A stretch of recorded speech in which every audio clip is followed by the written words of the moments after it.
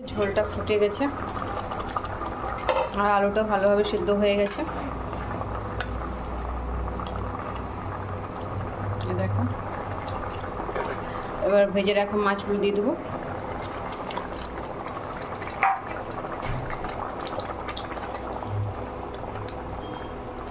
তো কেমন হয়েছে বন্ধুরা কাজু বাদাম পোস্ত দিয়ে মাছের ঝোল রেসিপিটা? দেখো গাইস, আমি মাছটা ভেজে নিয়েছি আর এখানে আলু দিয়ে বানাবো। তো দুটো আলু কেটে নিয়েছি আর টমেটোর কুচি। আর এখানে দেখো আমি ফোড়নে দেওয়ার জন্য 5 ফোড়ন আর রসুন লঙ্কা পেঁয়াজ কুচি করে নিয়েছি। আর এখানে সামান্য পরিমাণে আমি পোস্ত ভিজিয়ে রেখেছি, পোস্ত আর কাজু বাদাম। তো চলো রেসিপিটা রান্না করব। কড়াইটা বসিয়ে দিয়েছি আর তেল দিয়ে দিলাম।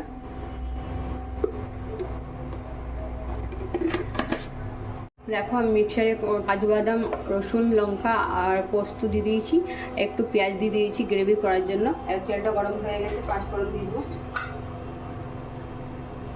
5 ফোড়ন,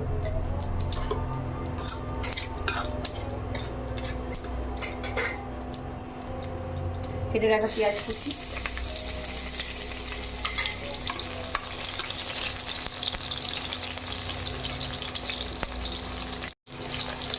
পরিমাণ মতো নুন দিয়ে দেবো আর এখানে হলুদ দিচ্ছি।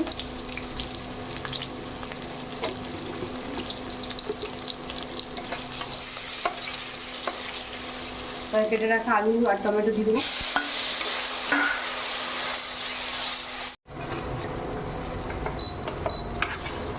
দেখো টমেটোটা গলে যাবে, অংশ ভেজে যাবে, ভাজা হয়ে যাবে, তখন আমি জল দিয়ে আর পোস্ত দিয়ে দেবো, কাজু বাদাম আর পোস্ত বাটা। ভালো করে ঢাকা দিয়ে আমি সেদ্ধ করে ভেজে নেব।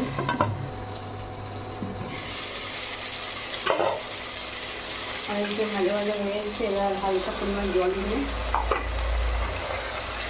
জল দিয়ে আবার ঢাকা দিয়ে সেদ্ধ করে ভেজে নেবো আলুটাকে।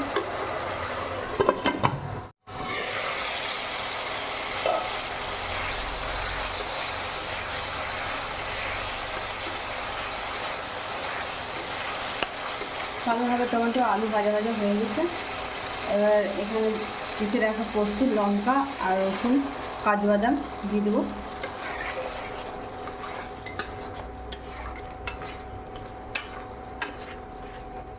কাজু বাদামটাকে ভালো করে মিক্স করে নেব।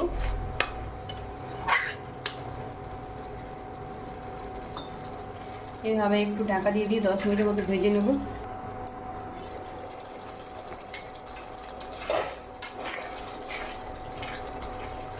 এইভাবে মশলাটাকে আমি কষে নেবো আরেকটু ভালো করে, আলুটা সেদ্ধ হওয়া পর্যন্ত ঢাকা দিয়ে দিই। দেখো অনেকটা গ্রেভি হয়ে এসছে, আলুটাও সেদ্ধ হয়ে গেছে। এরপর 1 গ্লাস ছোটো গ্লাসে জল দিয়ে দেবো। ঝোলটা ফুটে গেছে আর আলুটা ভালোভাবে সেদ্ধ হয়ে গেছে। দেখো, এবার ভেজে রাখা মাছগুলো দিয়ে দেবো।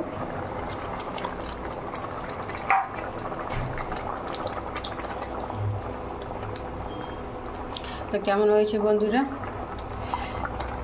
কাজু বাদাম পোস্ত দিয়ে মাছের ঝোল রেসিপিটা?